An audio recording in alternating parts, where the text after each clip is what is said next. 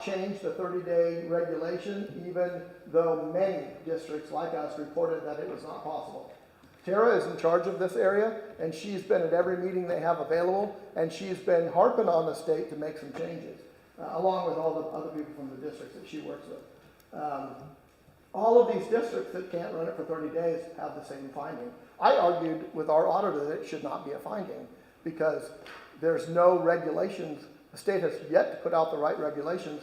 We have the money sitting there to pay back, but they have no way to take it back.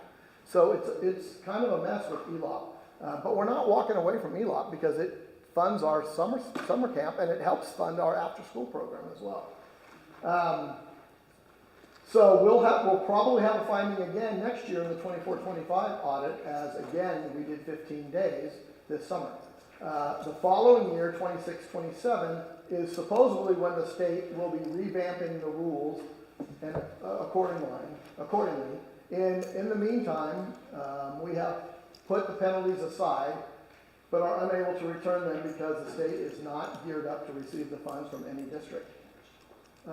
Finally, we run ELOP in concert with ACES, which is our other after-school money, to continue to provide seamless after-school and summer camp to our students. Not having programs running for a few weeks in the summer also allows our schools to get thoroughly cleaned and all the facility grounds projects get done when students aren't on campus. I'm going to ask Tara if she has anything to add to that, or? I think that's really thorough. For the overview, I mean, I could get into the weeds, but I don't think we have time for that right now. But I will say that when I came to this district, we started summer camp, and that's really what this is all about, that non-school time. And we had fees and all kinds of things, and we had run for the first 10 years, somewhere between 20 up to 38 days. We had data for 10 years that said, once you get to 4th of July, right around that, it just significant, I'm talking drops off to, from 200 kids down to 10 or 20. It's unbelievable. And a lot of it is, they are going to grandparents. Maybe there's custody. They're going on vacations. They're doing their 4th of July thing. It's finally family time. So all kinds of things, before back to school. So and the other thing was staffing for that length of time. They've already done all of after school, 180 days, and then another 15 days, people needed a break. And the kids needed a break from school. So that's just a little overview from that point of view. Thank you. All right, so next steps. The audit has already been filed with the county and the state. The auditor does that, we do not. It's already been sent to them. Tonight, the board will be asked to accept the audit, not approve.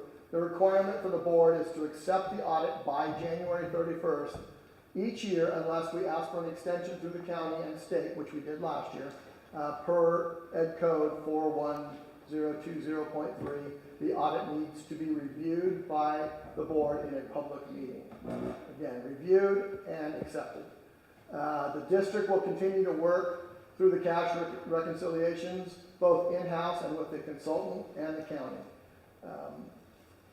The district will continue to hold the 15-day summer camp and return the penalty funds, and we will see what the regulations change in 26-27. And the district will continue to keep a close eye on the funding that is coming into the district from the state and make decisions accordingly. That's it. Can I just confirm, I want to make sure that I understand this. So the benefit outweighed the risk. The benefit of collecting the funds outweighed the risk of the fine. 100%. Well, we couldn't have even run the program for another 15 days to $58,000. Couldn't have done it. So we would have lost money. We would have lost, well, we would have lost when we would have used the money that we were not, the other $750,000. Again, we're not going to run a program for 5 to 10 years. It just doesn't, it's not feasible. And before ELOP came into existence, we had to charge fees. Because it doesn't pay for itself. Wasn't it like $250 a student way back? I mean, I remember, Yes. it was. 20 years ago. Mhm. Yes. And that was for 30 days. And that was for 30 days. 30 Maybe. Maybe. Some years it was 23, some years it was, But- over time. And didn't, take me back a little bit, once you hit that 4th of July, then parents were like, but I only want it for this long, I only want to pay the $125, and then it became a whole Yes. funding issue of, I'm only gonna use it for this amount of time, and that made me, yeah. There's also, it's not impossible, because of course we've done it, but there's also lots of issues when you cross state fiscal years with this money too, and you cross a program from June into July, Now, when you're not a year-round district. is it actually a fine, or it's not using that money and we're giving it back? Correct. They call it a They penalty. call it a penalty, Not a fine. But, okay, yeah, but we didn't use it, so we're returning it. And yes, it cost a lot more than. Was this the only year we've ever been fined? Or is this something that we do every year? Since This- it's been going on for a while? This is new, because ELOP came, is it okay, buddy, if I answer Yes. this? Okay. You go Sorry, back. just jumping in, and the ELOP was formulated during COVID, and then was given to districts. And every district, you had to take it in California. So since 2019? No, it was formulated during COVID, so we got it in, 22, I think. 22. yeah, So have we been fined every year for No. not completing? no, because this is the first year that they are doing an audit on it, because they're realizing, the states realize, there are districts that have ELOP money and are not doing anything after school or summer. They have to give it all back, because that's not what they want to do. So it is a huge state thing. What was the full amount we were given? What was the total for the 30 days? Well, the Oh, entire It's total not for right. ELOP was 800 and, whatever I said up there, Yeah. 800,000 Right, whatever. For 30 days? No, No. that's for the whole year. for the whole No, year. for the whole year. Oh, for after school and everything? Yes. But that's not solely after, we have other grants Yes, for this after is- school. absolutely. That's a part of it, yeah, yeah. Right, I right. mean, There's yeah, it's- multiple funding streams that fund after school and summer. But the good news is that it's free for our families now. And It's that's it's great what- news because, but it's Yeah. also tough because we have a very long waiting list for students. And we could probably afford to add more students, however, we cannot find staff. Nobody wants to work from 2 to 6. Yeah. So it's really difficult to find it, and as soon as they do, I mean, Tara's been lucky, she's gotten a lot of college students, but as soon as they finish, and they don't wanna work in the summer, and yeah, it's difficult at best. In fact, I think we're 3 short right now. Yes.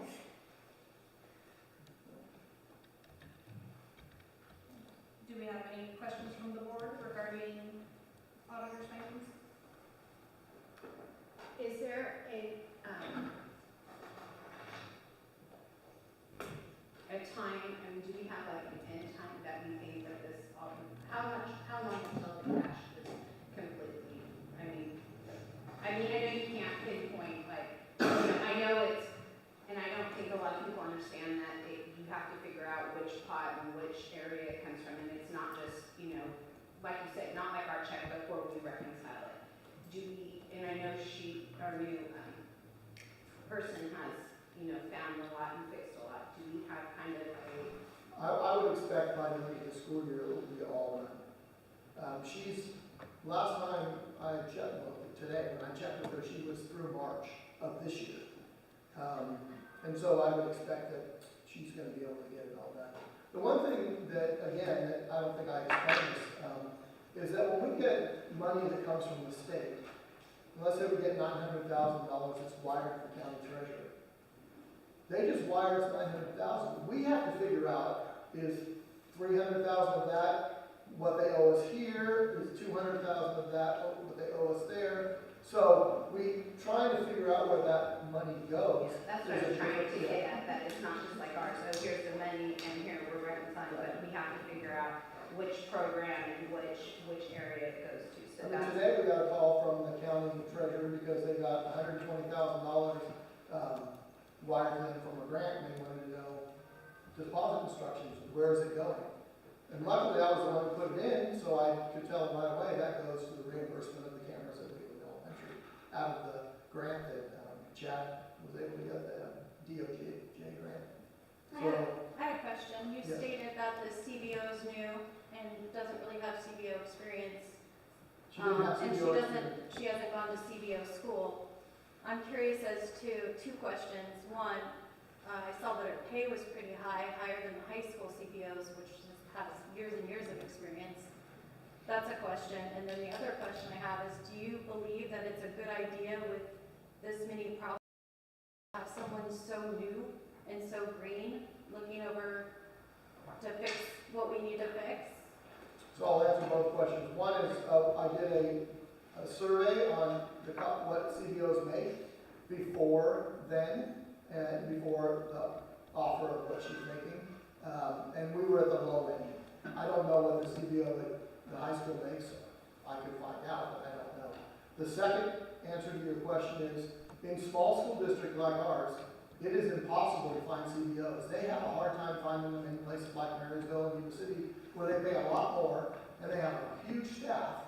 But trying to find people to come apply in our district with experience, you just don't get them. And so you have to start off with somebody that's green. Hence the reason we did some of the expenses on the consulting company to help come in. And they're not like a consultant company that doesn't know books. That is what they do. They were all previous CBOs.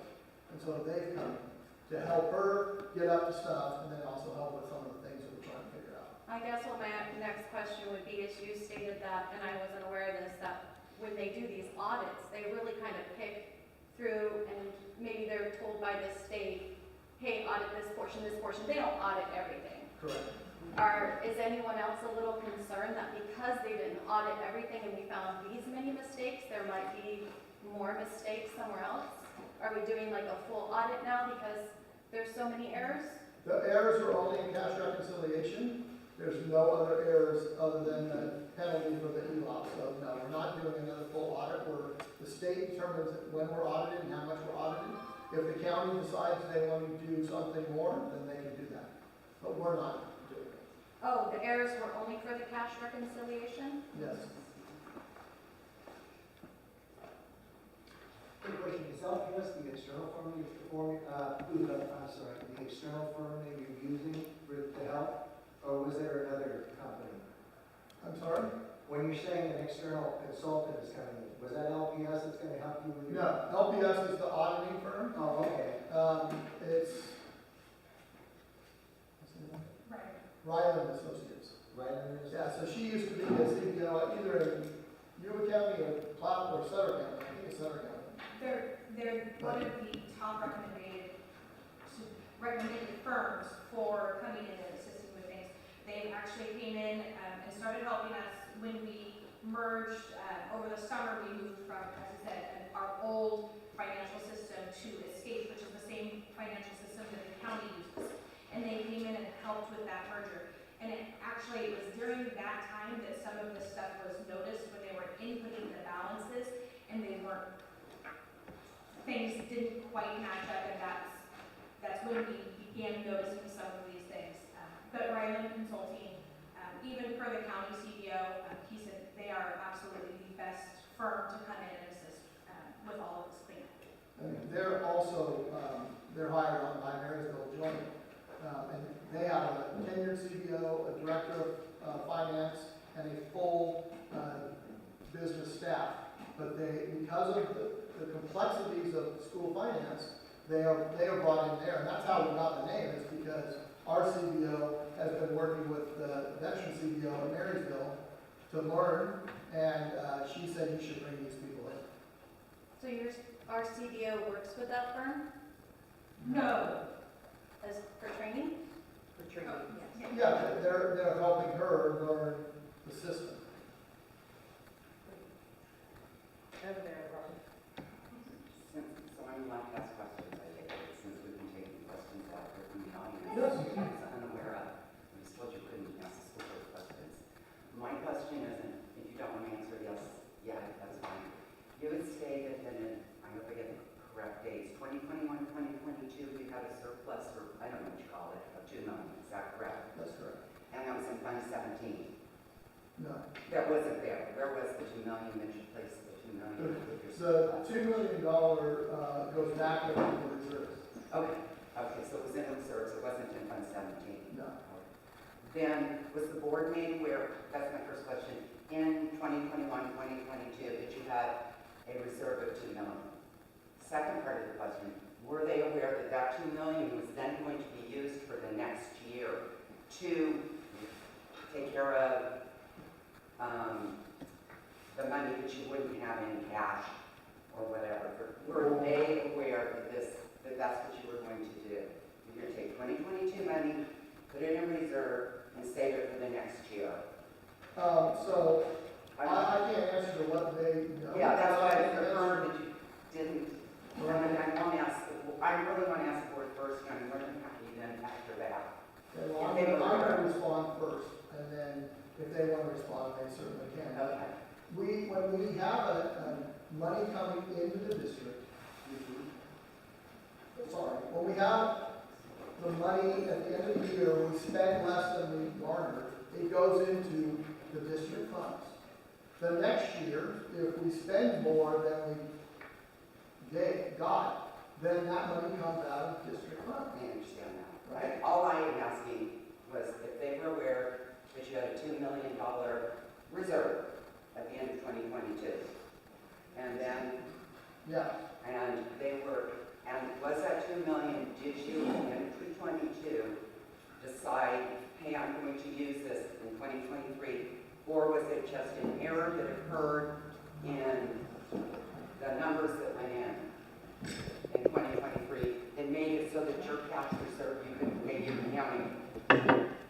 You were, I mean, as far as, So I'm not really understanding her question. I think because didn't you have, again, and then I really appreciate that you'll take a little bit of time, I'm sorry. I understand that there was a $2 million shortfall. I don't know what to call it, okay, I may be using the wrong terminology this year.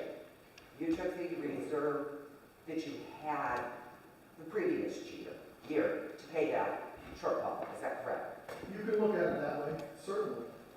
We have more than just the $2 million in reserve. We have a lot of other money that's in reserve. Every year we look at whether we're adding money to the reserve or to the district, or are we deficit spending where it's taking money away. So what you look at is over a course of years, if you bring in, if you don't spend $2 million, it goes back in, and next year you don't spend $2 million, and then next year you overspend by $3 million, then it came out at $4 million. So that's very, that happens all the time, is what you're saying. Absolutely. That's what I'm kind of getting at. Next question, this is to you, Ms. Wilkinson. My husband and I, October 23rd or 24th, we came and asked for public records. This is not on the agenda. Okay, so that- You can ask it after, but we got Okay, questions. okay, that's what I wasn't sure how that worked. That's what, when your husband spoke, Yeah, that's when, if you had Gotcha. something, you should have said it. Okay. We'll give you an opportunity Okay. after we're done with this. And the next one. I have a question for the board. Do you think it's a good idea to use a firm that's, I realize that they're a great firm and they probably are, maybe even the best, but that's working with our employee already. Shouldn't we use an outside consultant that doesn't have anything to do with our district? Our Into employee- figuring out what's going on, because basically what we're doing, right, we're doing an audit, something's wrong, we're gonna fix it, we're gonna find out where the error is, and when we say outside consulting firm, it usually means somebody who's not related somehow. They're not related. If they're training our CBO, working No. closely with our CBO to train them, then they are somewhat related. So first of all, that firm, Ryland and Associates, was hired to look at the reconciliation and help us with all financials as our CBO went along. Now, they're tasked to continue to help with the reconciliation, and they're there for questions that our CBO or others may have. But there was no previous interactions between the two of them. We didn't even know who they were until we asked Marysville, and that's who they said to get. We have not had to have a consultant in the past, and so we went with the one that works in Yuba County and is highly recommended. There's no connection between them and the CBO at all.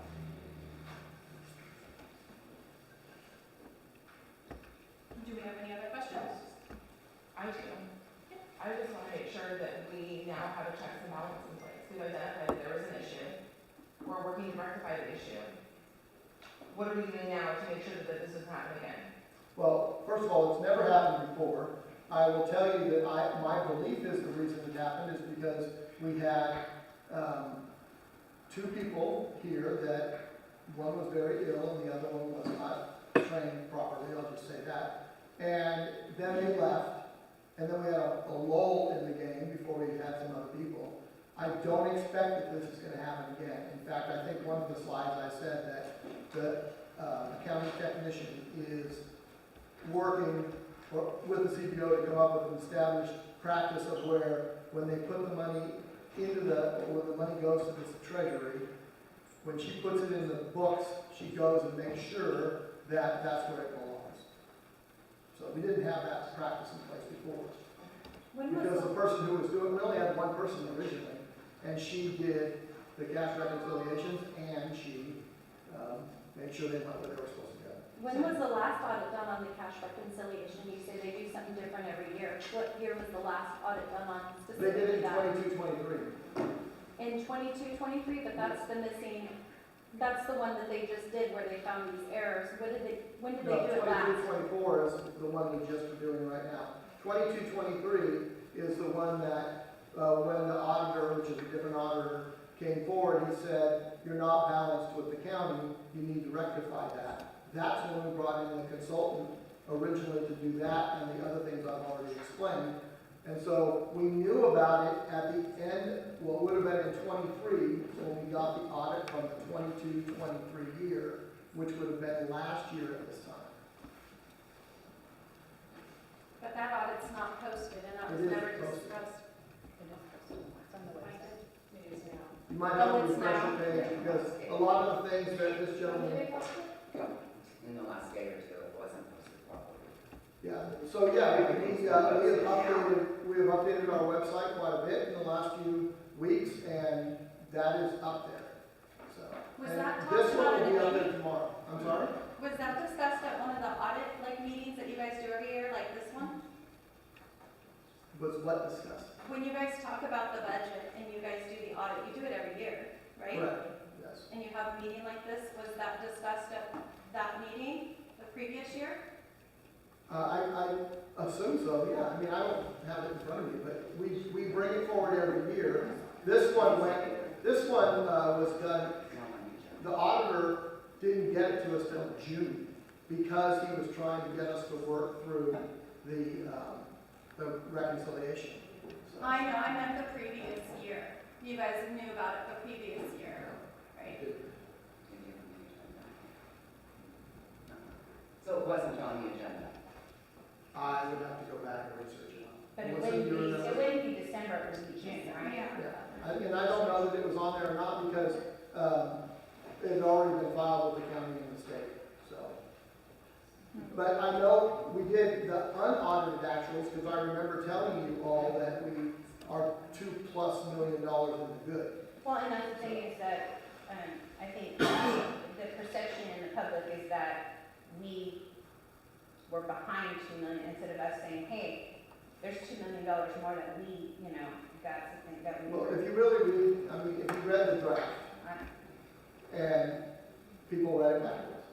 The draft said that the district thinks we have $14 million with the county. The county thinks we have $16 million. Yes. It wasn't the other way around. Yes, I know, but. So that's why we're trying to get it all figured out. But And I understand that the county went dark for 4 months because they were changing their financial system too. So they were 4 months behind as we started all of these. So I have a question. So what you're saying is, what we read originally and what went on, Facebook and all this other stuff, is an incorrect version written, and it's incorrect. And now that's been, so we, the first one that was posted that says draft across it It was a yes, draft. draft. was a draft. It was So- not the final. Okay, so who wrote that? The auditor. The auditor wrote the draft, and then you guys had to go back and say, auditors, you're wrong. No, we had to show him Okay, in that particular area all the entries that we made with the county, and he realized that the number was so an incorrect. auditor Yes. made a big fat mistake. Well, he didn't make a mistake. He wrote the original draft and then got more information. Right, okay. And we posted the draft, which we probably shouldn't have, but we posted the draft. And then, because we wanted to get the board agenda out, and we have no control over when the auditor gives us the stuff. He doesn't care that we have to have it out on Monday for a Thursday meeting. So what I had on Monday was the draft, and so that's what we put out. And then we reached out to him, and on Tuesday, he did the final version, and it got updated. Okay. I think also I would like to address something that Lori asked earlier, but I don't know if she got, actually did not understand what she asked. So we understand that auditors only, they audit what the state tells them to. They don't audit the entire system, they don't look at all that, they only look at a couple things. But since they found we only looked at the financials, this is the only area that they've looked at, is it possible that in the past, there have also been possible discrepancies in these financial areas that they didn't look at? And how would we ever know? Is There it would possible? I don't know. Right? Well, I'm just saying, you would not know that there were discrepancies? Yes, we would know because we have always matched with the county. Okay. This is the first time we didn't match with the county, so we knew there was a problem. So, but even though you don't know when the state is going to decide to audit, they just happen to audit where they needed to this time? No, we made the auditor aware Okay, that this is what we're working on. okay, that makes sense, because they don't have any, can't tell them. Well, I think what it is that you stated that there was 2 employees that are no longer with the district that basically handled this, and they were, one was really sick, one didn't know what she was doing, was your words. And so, No, that's what not else what I were they entering, right? If they made errors somewhere else, that's what I think. That's what's going on in my mind, right, what I'm saying? I see what you're saying. I'm not blaming you, I'm not blaming Gunsler, I'm saying if we had 2 people that are no That longer was here. ill, and if she was handling something else, could a mistake have been made Yeah. while she was ill? I get what Right. question you're saying. Right, so now that we know that there was errors made because of whatever circumstance, we don't have to get into personal stuff. Mhm. Should we have somebody go back and take a look at everything just to make sure, that's what I would do. Yeah, they go through all kinds of stuff, and the reality of it is that the audit then goes to the county, who goes through it, and it goes to the state, who supposedly goes through it.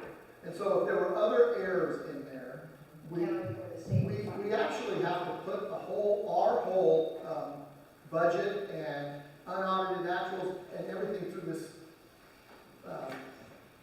software that's called SACS. And when you put it through SACS, it'll tell you if you have a fatal error or something you have to explain or any of that stuff.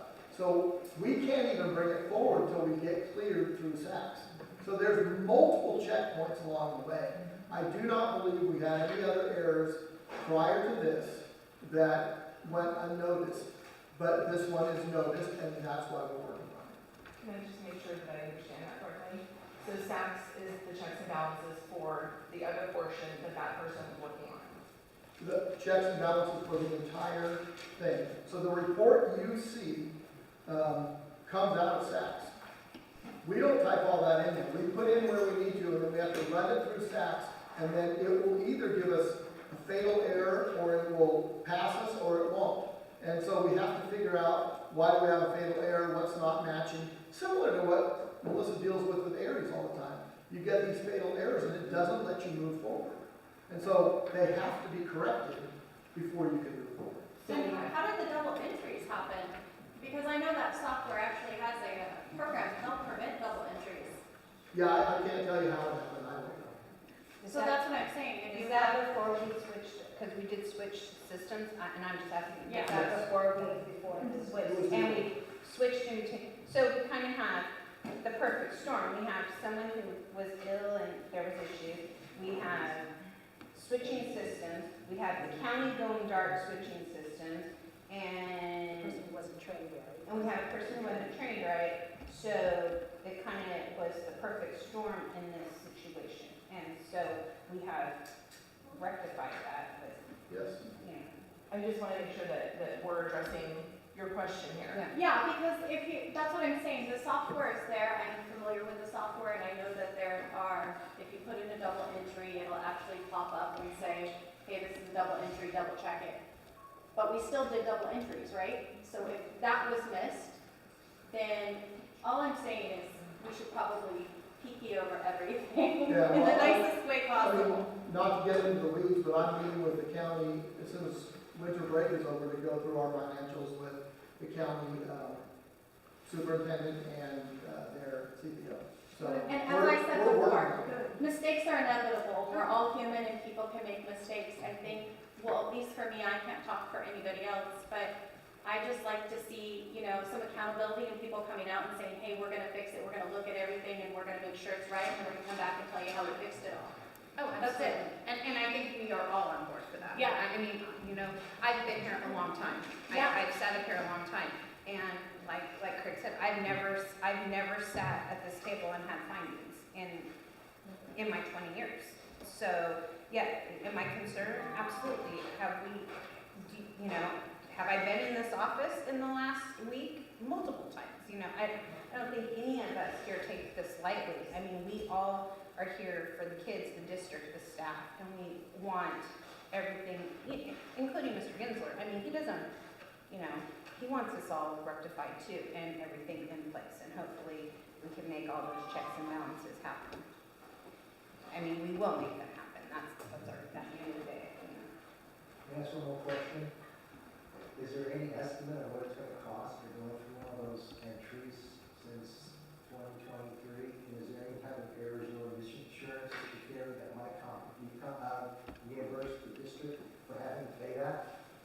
Well, we're all the way through March of 2024, so we're just about done. Most of it is done in-house with the consultant being there to answer some questions. So I don't expect it to be very expensive. The consultants are expensive, don't get me wrong. We've spent a couple $100,000 on the consultant over the last couple of years. But we have to get it right, and if that's what it takes, that's what it takes. Does the district carry errors and omission insurance? Don't. Okay. Never heard of that, so I don't know. It's Maybe special. maybe. It's mine. And I know Sue had you're still on this. Yeah, you have to accept the audit, Okay. even though it's already gone in. I just wanted to make sure we addressed your question. Any other questions? Can I get a motion? I make a motion to accept the audit. Can I get a second? Second. All in favor? Aye. Motion carries.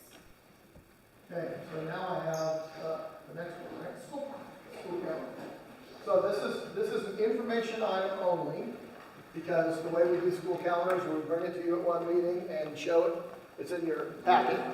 And this is for 25-26. It's basically a rollover calendar. We consult with WESTA, our teachers union, and try to get the dates all set up. The parameter are, we have 180 days. We have a certain number of days that are minimum days. And so I'm not going to go through this extensively because you all have it and it's online and anybody can see it. But basically we're going to start school like we always do the second week of August. we're gonna end on the Thursday, because now that the high school's taken over the Friday for graduation, we end on the Thursday. And probably the only major difference is the Friday of spring break that we normally take. I put that up next to Veterans Day, because you have to take Veterans Day on Veterans Day, and it happens to be a Tuesday. So we're giving the students the Monday off as well, because we won't get much of a attendance if they're going to be off on Tuesday. People are going to make a 4-day weekend out of it. So this is the calendar that's set forth in draft form, and if you have any changes or you want to, anybody can contact me and we How can do look we at it. line up with the high school this year? I mean, because I know we started. Well, we try to line up with the high school every year, I know. but they always change those at the end. We line up almost identically, except they take 3 or 4 days in October that we don't take. But our I start think times are They close. start maybe the day before or 2 days before, and they end the day after, and then they take those 3 days in October. about Christmas? Christmas and all of those line up. And I've sent our draft to Plymouth Lake and to the high school. We share every year, and every year it's going to be a little bit of a difference. Plymouth Lake always starts on a Tuesday, and then they take, in the middle of the year, they take a staff development day where the kids don't come to school, but the teachers still come in and do staff development. So it is very, very close, but it's not going to be identical. Can I say I'm really happy there's not 3 weeks extra? 10 years of you voting no, and it doesn't matter. 10 years of voting against the calendar, you know, I finally got my 2 weeks. So this does not take a motion tonight, we'll come back to you in the January meeting. And we do have a meeting on Tuesday, remember, but that's, there's really only action is swearing in the returning board members and moving positions, et cetera. Yes, why? Someone can yes, why? Extended school year for the Special ed. And along the lines of special ed, there is one thing I noticed on the calendar that with only having 5 days in for the break in April, that doesn't stop the timeline for. Yeah, we're aware of that, but it's a matter of, do we stop the timeline, or do we make sure that the kids are off for that Monday, so that, because they're gonna be off on Tuesday? And all the school sites plan accordingly, none of us push to the last minute on the Very timeline good point. ever.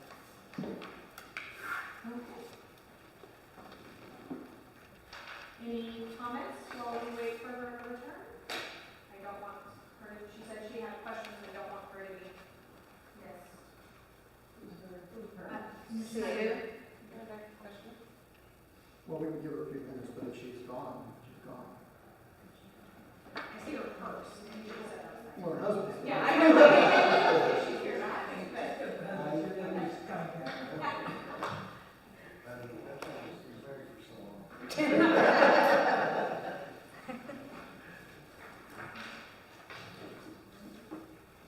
Thank you for the board, you had calendar for December, that was nice, lots going on, lots of activities and shows. Yeah, so Sherry, why don't you talk about your 3 shows that are happening next week?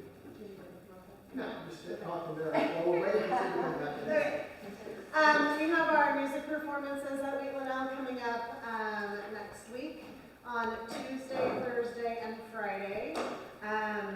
Some are at 9 a.m., some are at 1 p.m., and then Fridays is 3rd grade at 10:15. We do dress rehearsals as well, where the kids can come from their classes and preschool's invited as well. But parents are welcome to attend. You're all welcome to attend, everyone here. They're very cute, working on their little music performance and their songs, and It's really nice to see, we don't have a music teacher anymore, it's nice that those teachers. they're doing a great job. Yeah, they're still getting those kids out there and getting excited and singing and doing great. And my face looks like this because it is the Spirit Day. Sure, you know what, last time.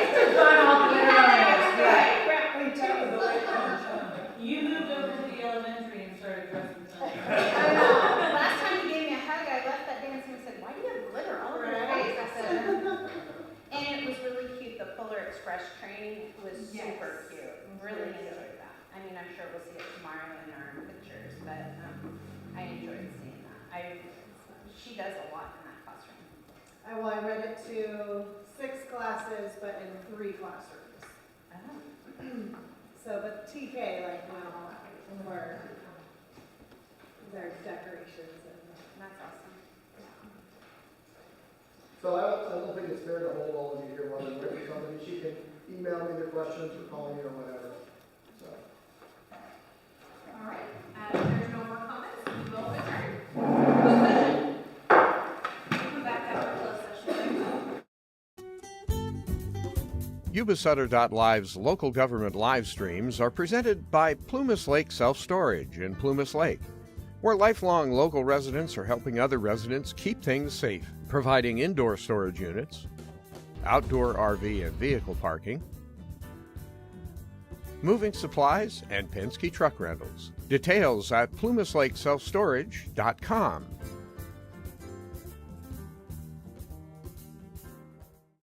Ted Langdell, Yuba-Sutter.live. We're outside the Silver Dollar Saloon in Marysville, where tonight and next Thursday night, you can get your pictures with Santa. You and your family can come down, enjoy a dinner, and for a donation, get your pictures with Santa. And Robbie Cheney's going to tell you a little bit about how it works. Let's go inside. So our goal is to be able to work with local nonprofits to find a family, and depending how things go, multiple families that we would be able to bring in that might not be able to have a Christmas dinner together, For your time with Santa, you bring an unwrapped toy and $10 to go towards the sponsor of a local family for their Christmas dinner. I love to share the joy and the spirit of Christmas, and I like to make kids happy. It's all about the kids. So come down to the Silver Dollar Saloon here in downtown Marysville, 1st and D Street, between 6 and 8 tonight, and have a good meal, have a little beverage, and get your pictures with Santa, you and your family, and help make somebody else's Christmas a real nicer Christmas. In downtown Marysville, Ted Langdell, Yuba-Sutter.live. Hi, I'm Neil Goforth of Comfort Keepers of Yuba, Sutter, and Nevada counties. Caring for elders or even yourself has challenges. Comfort Keepers of Yuba, Sutter, and Nevada counties can help you address today's issues and plan for tomorrow with in-home and specialized care for you or your family members. Call us at 530-749-8800. Comfort Keepers of Yuba, Sutter, and Nevada counties.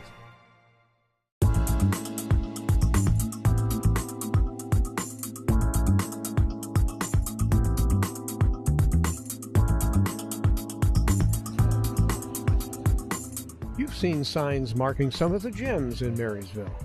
They're produced by Sapphire Sign Company, providing something small, large, and mobile. With decades of experience, Sapphire Signs has pioneered local production of a variety of signs, like temporary campaign-style signs, welcomes for unique events, building signage, event promotion, and vehicle customization. Need a sign? Make it a gem from Sapphire Sign Company. On the web at sapphiremarketinggroup.net. Sapphire. In Marysville, where roots run deep, McNally Appliances promises to keep the best brands with a smile on its face. We service what we sell, it's a warm embrace. Competitive pricing you can't ignore. With every purchase, you'll love it more. From fridges to washers, all in a line. We install with care to make it shine. Major brands, trusted and true. McNally Appliances is here for you. Oh, Nally McNally, we're your first choice. In Marysville, we help you rejoice. We service what we sell, don't need to stress. At McNally Appliances, we're simply the best. Our promise stands, we'll always be here. McNally Appliances, bringing you cheer. McNally Appliances, 119 D Street, Marysville. McNallyAppliances.com. We're the heart of the valley. We rise so bright, where the news flows freely in the morning light. Yuba-Sutter life, where truth comes alive. Every Tuesday's a journey, it's where we thrive. Watch it unfold. Yuba-Sutter life, in the heart of our home. Be informed, be wise. Yuba-Sutter life, we capture it all. Policy debates, hear the people's call. With Yuba-Sutter life, you'll never miss a beat. Special reports hit hard, shining a spotlight. Yuba-Sutter life.